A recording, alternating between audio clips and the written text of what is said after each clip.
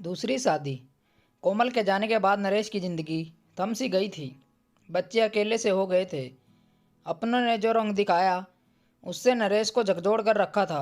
बच्चों की आंखों में माँ की तड़प, उनकी बेबसी, उनकी मासूमियत भरी आवाज़ और अपनों में मेरे दर्द में वह सहम गए थे। बच्चों की चाची की औकात से ज़्यादा काम करवाना, उनके बच्चों को मारना, तंग करना, खाना ना देना, उनको बार बार तुम्हारी तो माँ भी नहीं है कहकर मजाक उड़ाना, कहीं बाहर जाओ तो बच्चों का दिन भर भूखे प्यासे रहना। बच्चों की ऐसी बुरी दशा और बेबसी देखकर नरेश पूरी तरह टूट चुका था।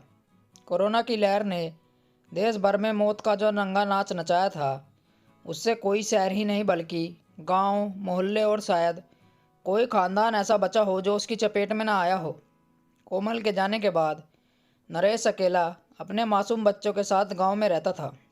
उसकी बड़ी बेटी 9 साल की, उससे छोटी बेटी 6 साल की और उससे छोटा बेटा 2 साल का था। जो लोग कल तक नरेश की इज्जत करते थे, उसके बच्चे की देखभाल भी करते थे, आज कोमल के जाने के बाद वे उनसे आंखें चुराने लगे थे।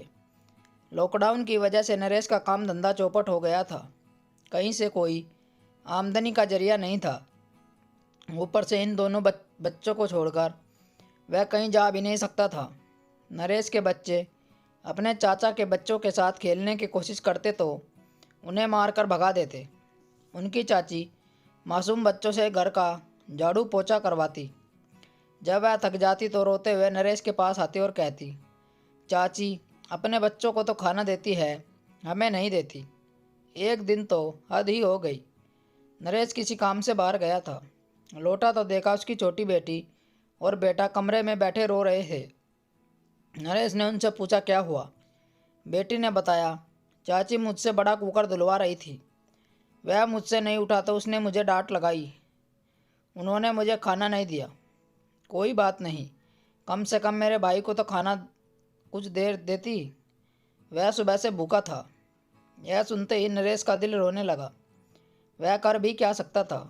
कुछ दिनों बाद उसे काम के सिलसिले में वापस दिल्ली जाना था। घर पर पड़े पड़े कई महीने गुजर गए थे। जब नरेश ने अपनी बड़ी बेटी को बताया तो वह बोली, पापा हम अकेले कैसे रहेंगे, हमें भी साथ ले चलो। नरेश ने उसे समझाया, मैं वहाँ पहुँचकर कुछ ही दिनों में तुम सबको भी ले जाऊँगा।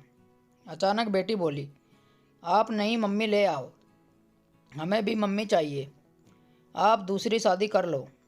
नरेश कोमल को बुला नहीं पा रहा था और फिर नई माँ बच्चों को सही ढंग से देखभाल कर पाएगी या नहीं, इसकी कोई गारंटी नहीं थी।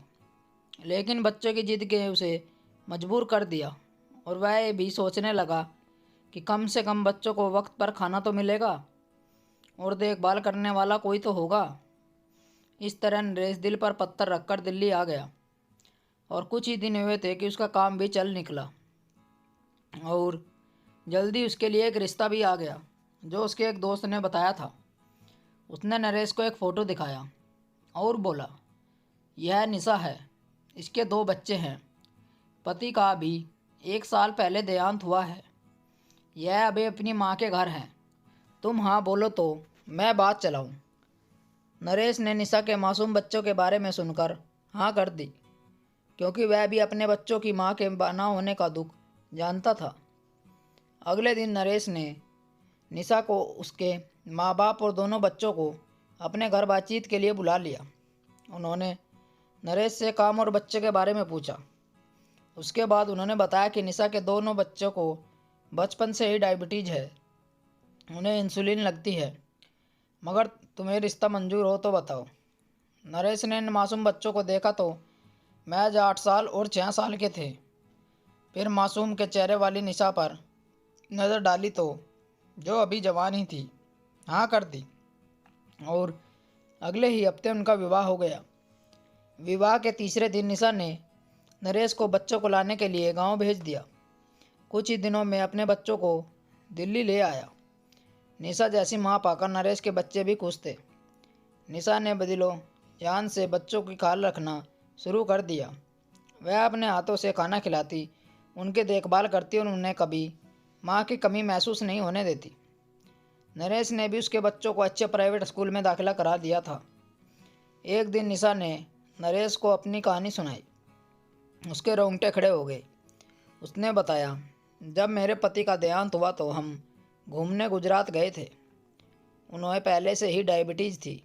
वहाँ पर हम और उनके दोस्तों के परिवार घूमने आए थे कि अचानक उनकी तबीयत खराब हो गई। दोस्तों ने इलाज कराने में कोई कमी नहीं छोड़ी, फिर भी वह नहीं बच पाए। जब मेरी सास को पता चला तो मुझे धक्का देते हुए बोली कि तूने मेरे बेटे को मार दिया। मैं तो अपने होश में नहीं थी। उनके अल्फाज सुनकर बेहोश हो गई। जब होश आया तो मेरा सब कुछ लूट चुका था। मेरे सपने ससुराल में रहना दूभर हो चुका था। मेरे बच्चे भी डायबिटीज के मरीज थे जो सूख कर काटा हो गए थे। जेठानी सारा काम मुझसे करवाती थी। मेरे बच्चों को कभी खाना नहीं मिलता, कभी सास ने जीना मुश्किल कर रखा था। आखिर में मुझे अपने माँ बाप के घर जाना पड़ा। वहाँ मुझे 2 वक्त का खाना तो मिल रहा था, लेकिन पति की कमी ने झकझोर कर रख दिया था। माँ पापा को हमेशा ये बात सताती रहती थी कि बिना बाप के मेरे और बच्चों का क्या होगा। मेरी भाभी भी बच्चों पर गुस्सा होती रहती थी।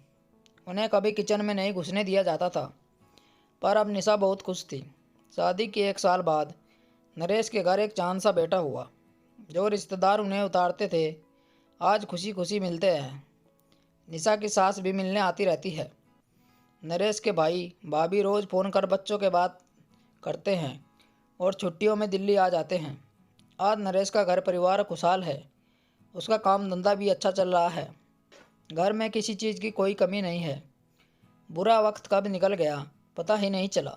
दोस्तों, अगर कहानी अच्छी लगी हो तो चैनल को ज़रूर सब्सक्राइब करें और अपनी राय कमेंट बॉक्स में देना न भूलें। मिलते हैं आपसे एक और अच्छी कहानी के साथ। कहानी सुनने के लिए धन्यवाद। राम राम दोस्तों।